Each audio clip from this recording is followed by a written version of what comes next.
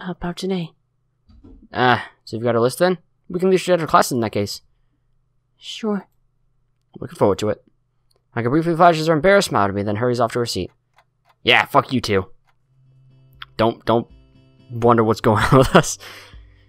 During classes, it becomes apparent that it's not only the students that are a little despondent after the festival. Muto simply gives us a list of exercises from the textbook, and then sits behind his desk. What about the problems we had to complete for Monday, Muto? I got them done, because I'm diligent. Kind of-ish. I'm Hisao, kind of lazy bastard, but you know, whatever. I totally forget about the brief lunch period for a moment, such as the banality of the day. It's mind-numbing, and everyone seems surprised when the bells signal the end of the lessons. As I'm packing my bags, Shizune and Misha flank and entrap me. Seihi-chan, it's still not too late to join up. There's a lot of post-festival paperwork for us to complete. Sorry, Misha, I've got plans. As if sensing the cue, Hanako appears behind me, holding her small bag and trying to avoid contact with the outside world. Misha's eyes open wide, then she bursts into laughter. You move fast, don't you, Ichan? We won't disturb your day any further. Behind the roaring Misha, I can just see Shizune taking far too little interest in the scene. I might be taking this the wrong way, but I think she's deliberately ignoring me. I feel a tensor jog on my shirt, and turn to see Hanako's eyes fixed firmly on the floor. Let's... Gotcha. Shizune, Misha, I'll see you later. And I'm still not interested in the council. Spoil sport! Misha and Shizune retreat into the hallway, happily signing to each other. Got all your stuff? Let's head out. Floods of students pour out of the school gates and onto the road into town. It's a little weird. It's almost like a scene from any other high school, but the illusion fades because of the occasional wheelchair or missing limb. One thing I do notice is that nobody is alone. And as Hanako and I pass through the gates, I notice that she closes the distance between us. Not enough to be considered close, but she certainly isn't at her usual just a little far position. I guess we're not familiar enough for her to get as close as she does with Lilly. Oh, you getting ahead of yourself there, Hisao. You thinking of her getting close to you like Lilly, like attaching to her. Sick. No, not really. Whatever.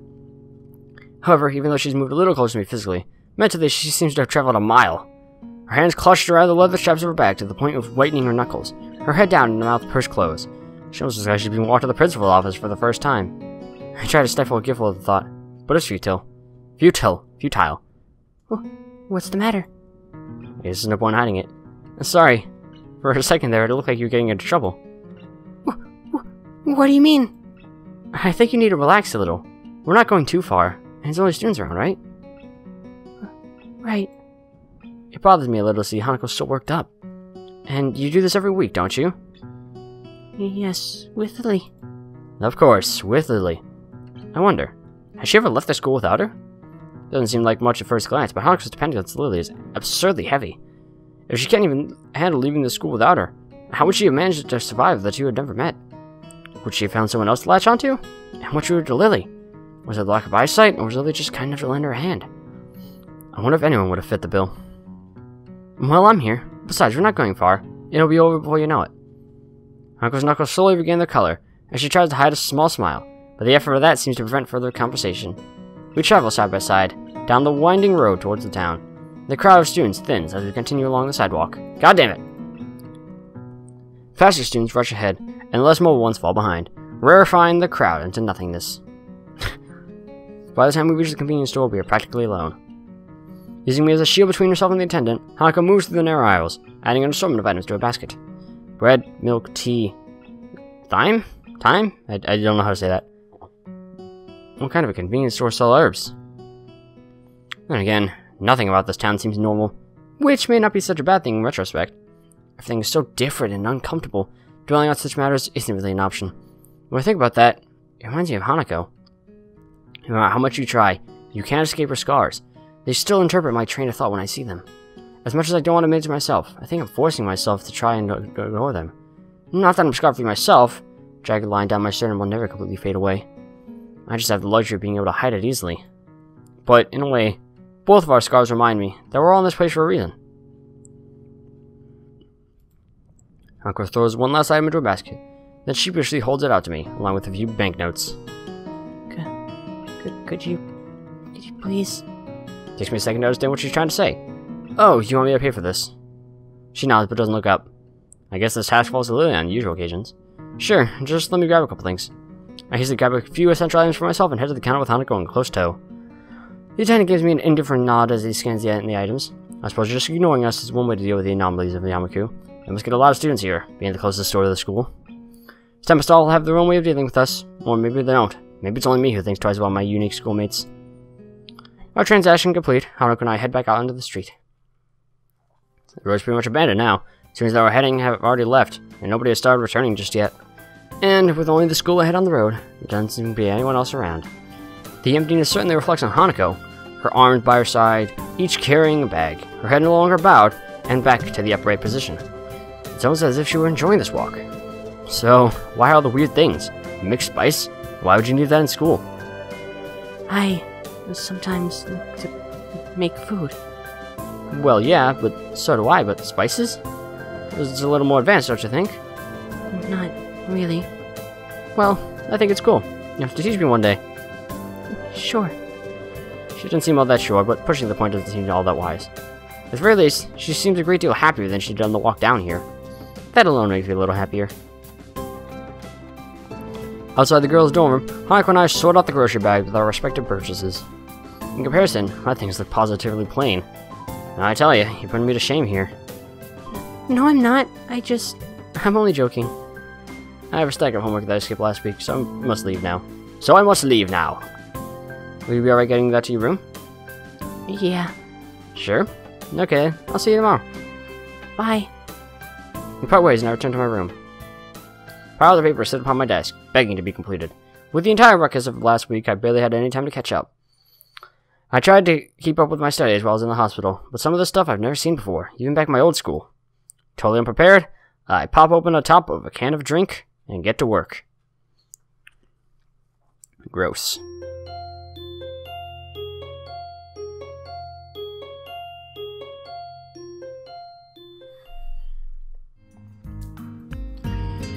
Alright, hello everybody, my name is Damon, and welcome back to some more Katawa Shoujo. When we last left off,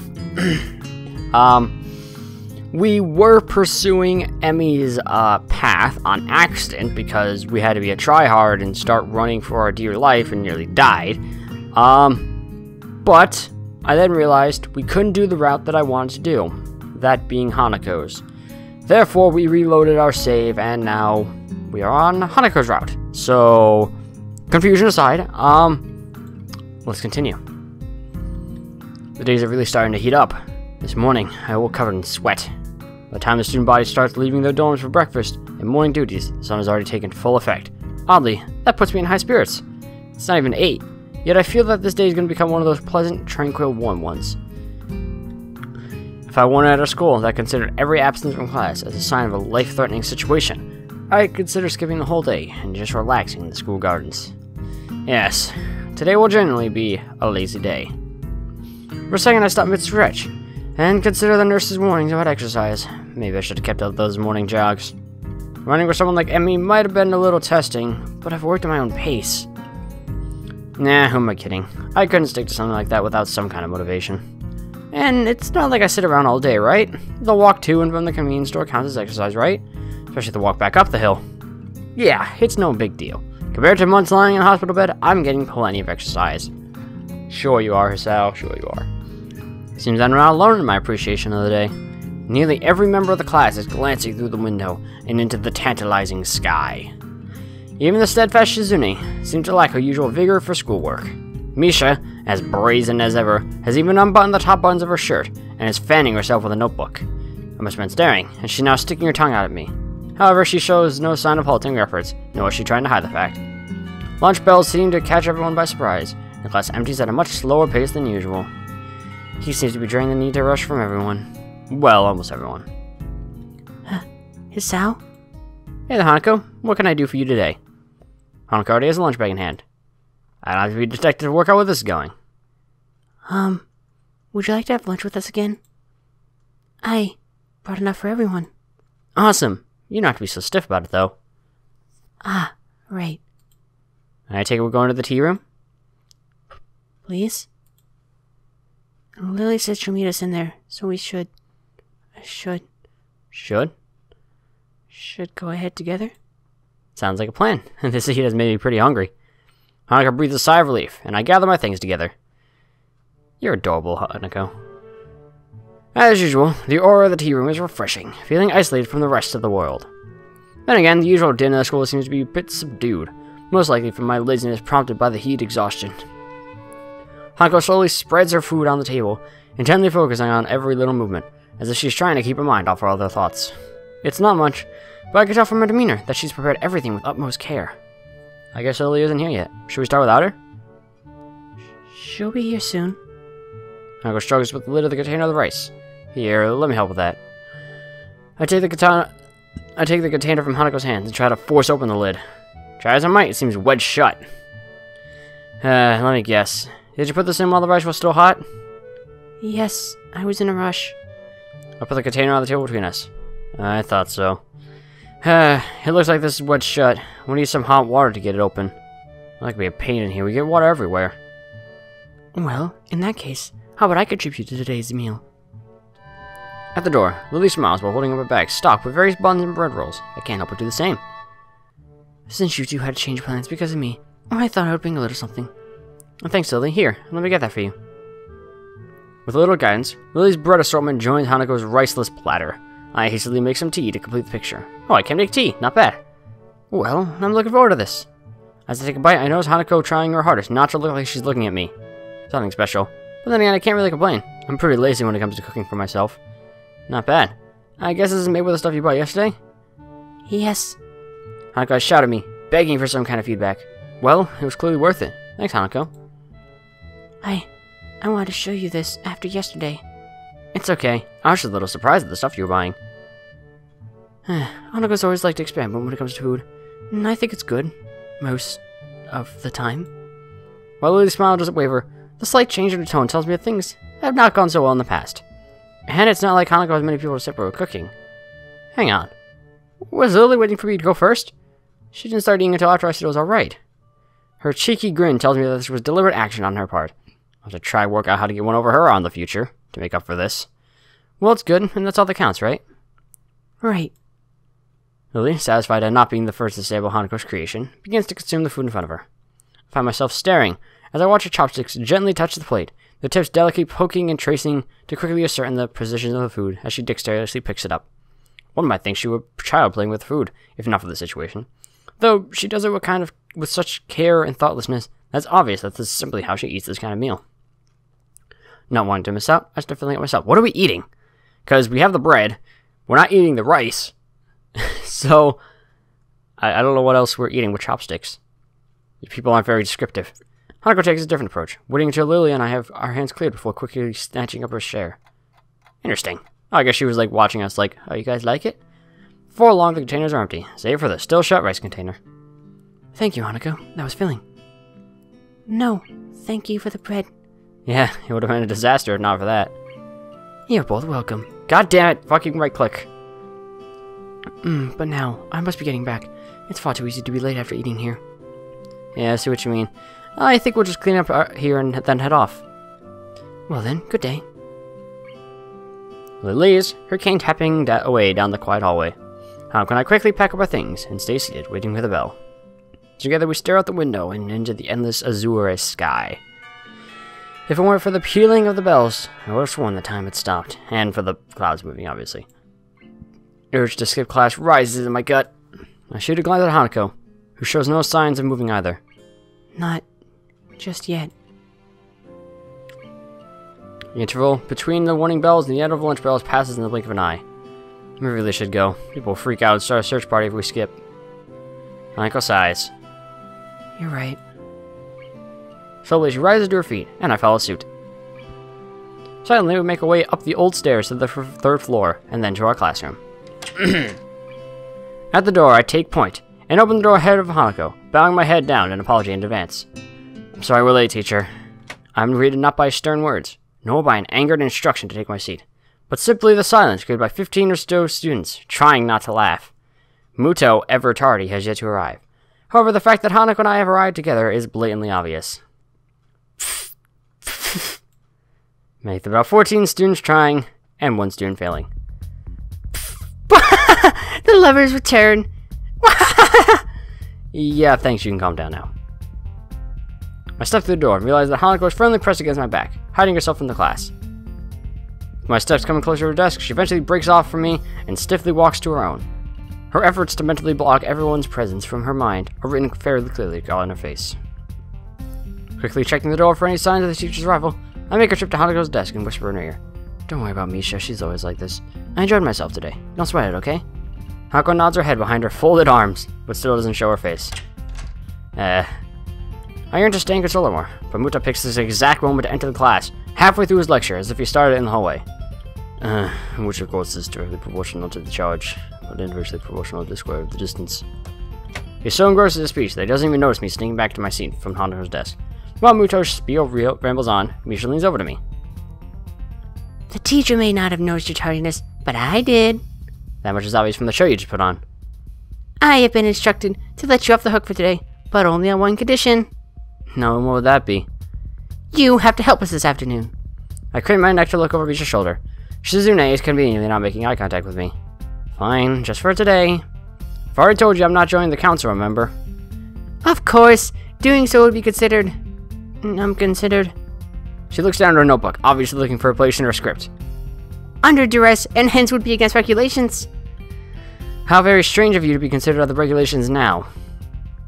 Things should be done by the book. It's just that the book hasn't been written for every situation, so there are times when it can be ignored. And yet you two wonder why no one else wants to be in student council. After poking her tongue out at me, Misha returned to her workbook, and we battle our way through the latter half of the school day. Before I can even stand up, Misha and Shizune have placed their hands on both my shoulders. Hey, I said I'd help out, damn! This is just insurance, Hisao. Insurance. Hisao? Hanako timidly tries to leave the room by circling around us, and I suddenly realize that this may be my one chance to escape. she's like circling us like a shark, just like walking around like, can we go, please? Oh, hey, Hanako, what's up? Hey, what makes you think you've got time to chat? No, relax, this won't take too long. Sorry, Hanako, you were saying? I was going to the library and I thought... Hanako's thumbs dance around each other and her eyes flit around the room, looking everywhere but at us. Sorry, Hanako, but Hisao has to come with us. He's got work to do. Oh, but you can help too if you'd like. So, how about it, Hisao? Why is this a choice? Why is it a choice? I don't know.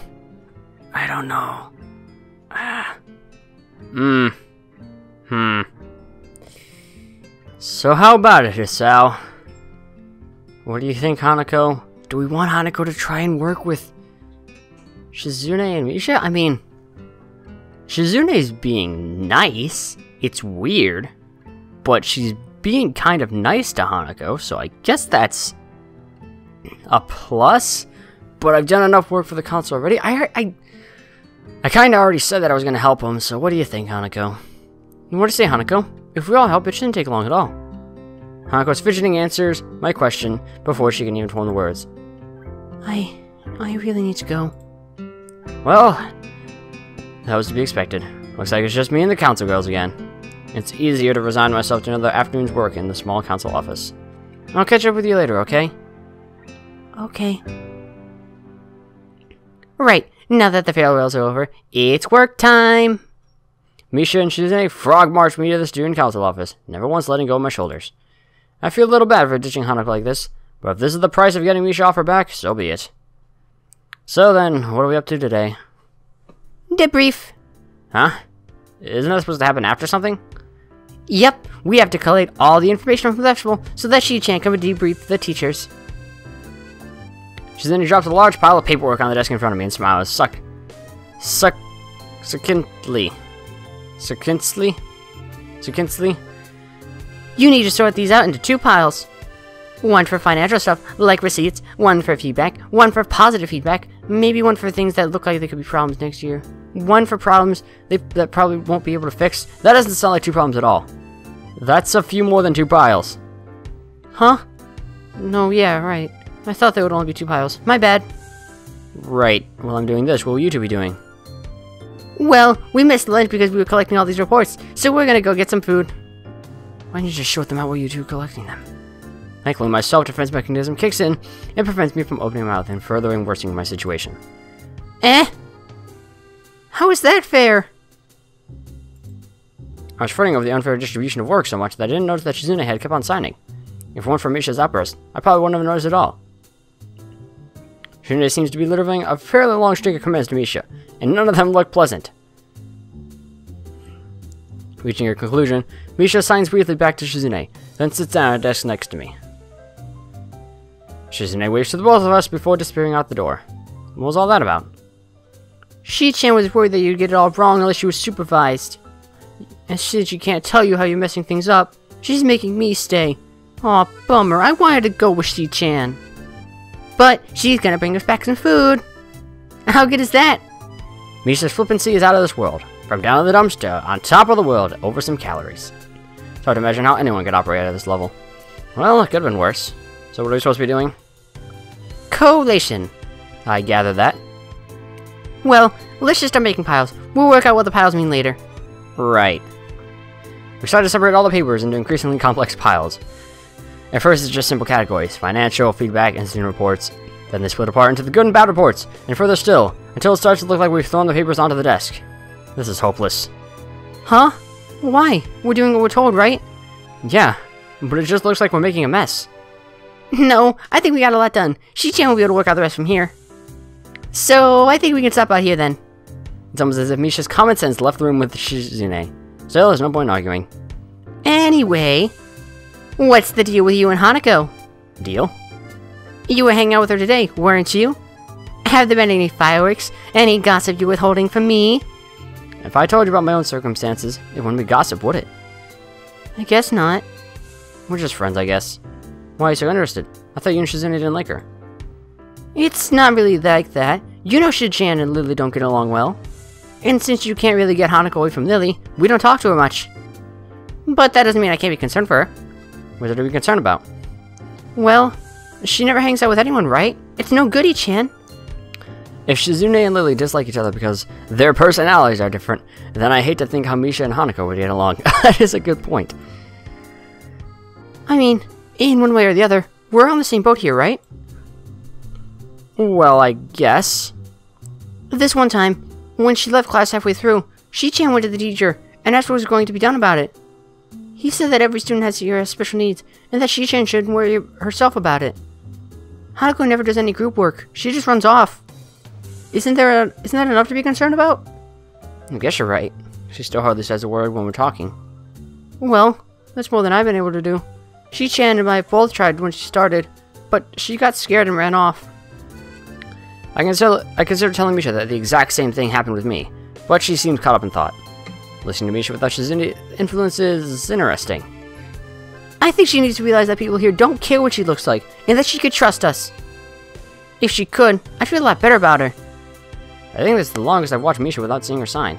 When she's with Shizune, she's constantly waving her hands about, explaining the world to Shizune. That amount of effort probably places a strain, even on an agile mind. Now let's face it, Misha isn't the world's brightest spark. Well, I'll keep an eye on her for you. But you should probably apologize for earlier. I don't think Hanako's cut out for that kind of joke. Oh?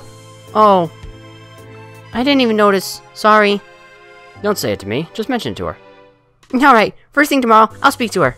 Good. A cacophony from the door heralds the return of Shizune.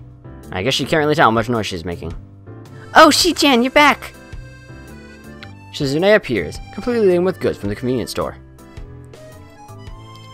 There was some surplus left from the festival. Since this is officially festival business, I've splurged a little. Nice idea, Shi-chan. 10 points. Is that really allowed? For someone who refuses to join us, you seem to take an unhealthy interest in the politics of this council. I shall punish your insolence by rationing your portion at the feast. Fine, I get it. Misha slides the multiple stacks of paper to one side of the room to make for the avalanche of food Shizune is spreading out. As I watch my hard, yet misdirected work become wasted, I realize it's little wonder why these two need help. The convenience store meal isn't overly tasty, but at the very least it's filling. Thanks for helping today. Most of the time we just make up the reports for the staff. This year, we can at least make up some relevant headings on the debrief. Are you sure this isn't a corrupt organization? Not at all. Not at all. We're by the book. It's not our fault if the book isn't specific enough. I thought that was the definition of corruption. You think too much. You know what? You're probably right. Anyway, I must be off. That is, if I'm allowed to leave. Your work has been deemed sufficient. You may leave. Well, thank you. You know, if you stress the free meal side of things over the endless workload side, you'd probably end up with more recruits. You might just have a point. Well, think about it. And think about what we talked about. You don't have to tell that Shizune if you don't want. What? No, right, I'll try to see you tomorrow. Good night, Chan. Night, Misha, Shizune. Well, that was nice, I guess. Even if we didn't get to hang out with Hanako. Oh well. We can hang out with her another time.